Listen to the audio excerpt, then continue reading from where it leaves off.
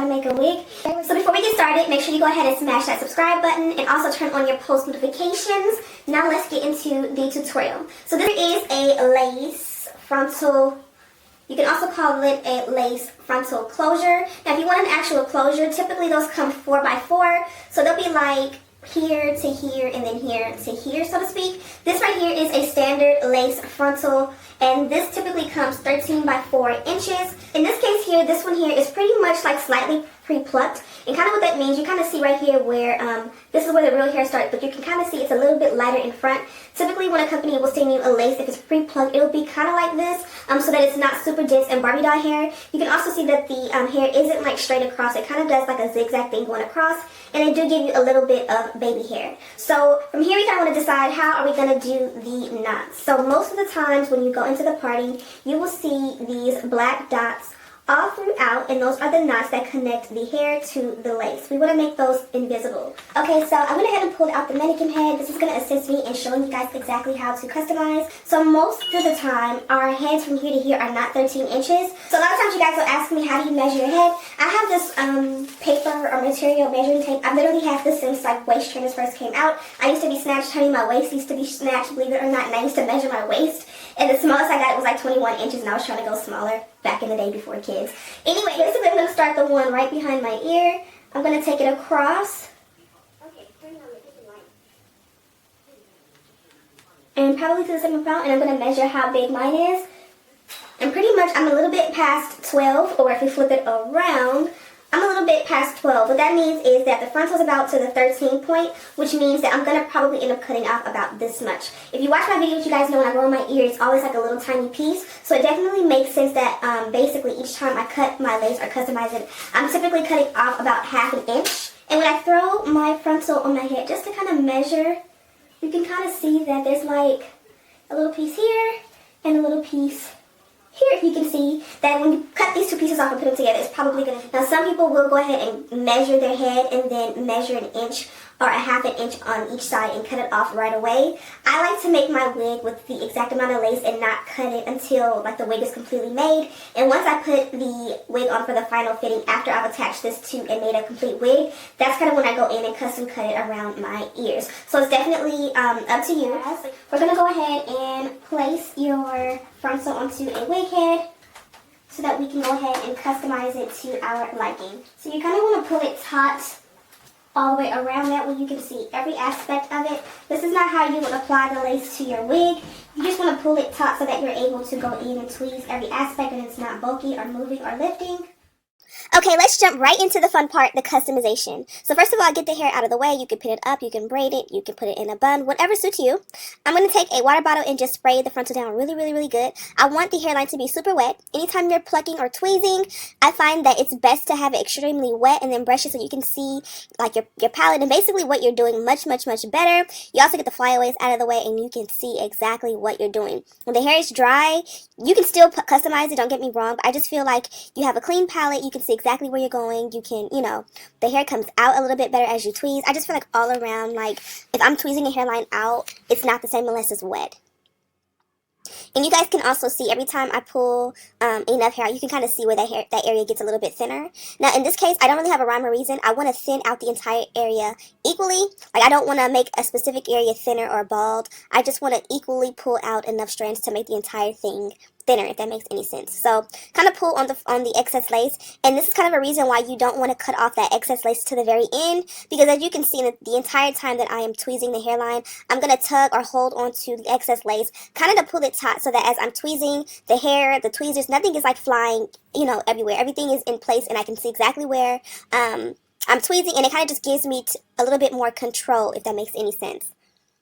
Now, as you tweeze, you just go ahead and continue to brush the area backwards, because sometimes you're tweezing and you're pulling the hair and it's technically coming out of the lace, but it may still just sit there and give you the illusion that the area is a little bit more fuller than what it is. So if you kind of continue to brush the hair, in the opposite direction and kind of pull that hair away, you can see exactly what is there. And if it takes you a while, go ahead and, re-wet the area if it gets dry. That way you can continue to be able to see and have the best opportunity to get the best finish. Now, I find personally that I just love to tweeze the hairline much, much better on my head. I feel like I can see exactly what I'm doing. I feel like I'm less likely to make a mistake, because sometimes when you see a frontal on the mannequin head and you're just tweezing and tweezing and tweezing away, you might accidentally overpluck and you might have a different vision of what it is opposed to what it really is on your head, if that makes any sense. So if you feel like you are at a point where you're not really sure, just go ahead and tweeze out a little bit to make it into baby hair. At this point, I will go ahead and form the baby hair using mousse, and I would just kind of use my, baby hair brush to and a pair of scissors to trim down the hair or the baby hair just as short as I want it. Go ahead and form it and then just leave it for a few hours to form. That way that hair will be trained to basically be baby hair and go in the opposite direction. In this case, I want to continue the video right now, so I went ahead and brushed the entire frontal, and that ball of hair is what came out directly from tweezing hair. So that's about the amount of hair that I tweezed out. Now here is the wig cap that I'm going to use. I have it linked down below. Sometimes I use the mesh ones, sometimes I use the spandex ones. As of right now, I had like 2 of the mesh ones left, so that's what I use. Honestly, I don't really have a preference between the two. I kind of just go back and forth. Now, to apply your frontal to your wig, as you've seen before, I went ahead and I just lined up the frontal with the hairline of the cap, and I kind of pulled it ever so slightly in front of the cap. Basically, I pulled the baby hair area in front of the cap, if that makes any sense. And I used a T-pin in the front of the frontal and the back of the frontal to secure it to the cap, making sure I kind of pulled it pretty tight so that it's not flimsy or moving or loose. Then I took the left side and I pulled it down to make sure it felt tight. Now I'm pulling the right side, and you can see when I flip the flaps, first of all, you can see that it lays super flat and it's not bulky, it's not going to move or anything like that. And you can also see where I line it up in the T-pin ends. It's literally where the ribbon of the frontal ends. And the ribbon is just that little, tan piece that is basically where I'm sewing. Where the ribbon of the frontal ends is where the cap ends. And anything below that is pretty much just lace, if that makes any sense. So I prefer to use nylon thread. I just feel like it lays flatter. It's easier to use. But you can use the normal one. I believe the normal one is like polyester or cotton or something like that. Whichever one you have access to, use that. Don't feel like you have to go and buy specifically what someone else has. Because to be honest, when I ran out of nylon a couple of weeks ago, I used a backup of the one from Sally's. I believe it's polyester. And that one kind of gave me issue. Like sometimes I feel like it knots up like midway through sewing, which is frustrating. Sometimes I feel like it's a little bit more bulky.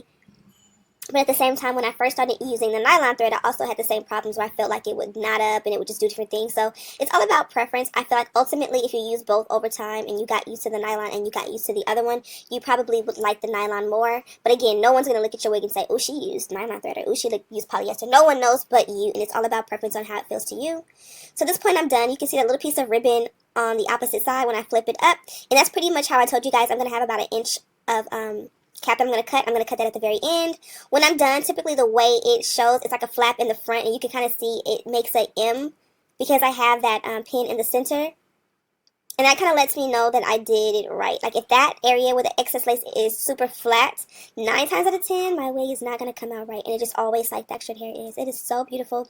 It's so full of luster. Since I've made the wig, I've went ahead and co-washed the hair just to get rid of the buildup. And here I'm showing you I'm starting at 9:48 or 9:38, whatever it was, and I stopped at 10:38. I did stop in between to go ahead and take care of my kids for a minute. So it took me about 40 minutes to make the wig in all. After I did lay down the frontal, and as you guys can see, it is perfect. My canvas mannequin head is exactly 21 inches, and that's the size of my head. So the wig came out exactly perfect to my head, like exactly. Now here I am cutting off the excess cap. Because you laid that frontal on top of a cap and you sewed it on, what was beneath that frontal has to come out, if that makes any sense. Now, I went ahead and cut it in the center, which messed me up because I wasn't thinking. But as you guys can see, if I would have never cut it in the middle and I would have cut it around, I could have just cut this whole thing out from ear to ear, and it would have been an elastic band. So if you need an elastic band for your wig, just cut it out ear to ear. Don't cut it down the center, and you have an elastic band. Now, this is what the wig looks like. Now, obviously, here I'm showing you it fits super tight. It's not loose. It's not big. It fits amazing. Even like right now, I don't need an elastic band. I also go ahead and add one just because once you cut that excess lace off, it will fit a little bit looser. And you want it to fit super tight considering you want the hairline to lay extremely flat. But the back lays flat. It fits flat and perfect and everything. So now I'm going to take my powder. I'm choosing to use the Maybelline Fit Me. And I want to put this on the lace before I add the elastic band just because it's easier. But you can do it after, whatever floats your boat. You can also seal this in by using a holding spray. You can use the Blast Free spray from Got To Be Glued. A spritz or whatever just to seal in this color. And this color isn't going to technically bleach the knots. But it is going to kind of tint the lace to be the color of your skin tone. Now if you do pack it on super duper duper thick, it will start to make the knots disappear as well. But mostly, ultimately, you just want the lace to blend with your skin tone. So because I ruined my elastic band that came with the wig built in, I'm going to just use some elastic, and I have this link down below. This is my absolute favorite. Excuse my braids. I just have 2 braids in the back, and I didn't even care to tie them up real good. So I measured how much I needed from ear to ear. Now I kind of line it up. You see where the elastic on the wig in the back is? I pretty much will line it up exactly with that going the opposite way. Now I didn't do it perfect. It is a little bit different. And ultimately, after I made the wig, I ended up going back and cutting off one side of the elastic and trimming it about an inch shorter because it was a little bit too loose. So don't be afraid. Like once you've added the elastic, you can take it off as many times as you need to and redo it until it makes your frontal like super flat and it makes your wig feel more tight and secure, if that makes any sense. And I'm going to go ahead and do the other side. I do have a detailed elastic band tutorial on my channel. I'll have that link down below if you want more details. I also have a tutorial on how to bleach the knots down below. I have a tutorial on how to make a wig, hot glue method down below. And I also have a tutorial on how to make a wig, the sew method down below. So whatever you need, I got you. And this is pretty much what it looks like. You guys can see the elastic was a little bit loose or big. Now, midway through when I was customizing, I went ahead and cut the excess lace a little bit, but I never cut the excess lace completely off until after the wig is on my head. I just feel like I get better results when it's on my head. Just a personal preference, but a lot of people do cut the excess lace off while the wig is like off their head, and I don't have an issue with that. I just feel more comfortable, and I feel like I get the best results when I do so. I forgot to show you guys and hold it up, but you guys kind of can see how much lace on each side I cut off, and it pretty much was maybe half an inch on each side, half to a quarter inch on each side, which kind of matches up with the idea that my head is 12 inches in the front, so it kind of made sense. Now here I am just cleaning it up. You may have pieces on there that kind of like roll up or uneven, but ultimately, this is what the hair looks like. This is before I co-washed it. I've co-washed it since I made this video, and it's still the exact same texture. It doesn't tangle up or do anything crazy. I did make this wig with 3.5, almost 4 bundles and a frontal, so it's very, very, very, very full, very gorgeous. It's going to keep you warm in the wintertime, so to speak. Now, how I secure my wigs is the Got To Be Glue spray. I find this to be the quickest, easiest way to do on a daily basis. And all you do is just literally spray it across your hairline where your wig is going to lay. You let it dry for about 15 to 20 seconds, sometimes a little bit longer if you put a lot. And then you go ahead and lay the frontal on top and just hold it there till it's completely dry. And it will stay, it will lay down, and your lace will look super flawless. Sometimes when you see me do my frontals and it's still a little bit full, you're like, it's too full. Because sometimes your frontal will shed over time, especially if you bleach the knots. And in that case, if you bleach the knots and then you get the frontal down to about this fullness, I can almost get you that in a week or two. This area right here will be completely done. And that's just kind of the thing when it comes to bleaching the frontals, which is why sometimes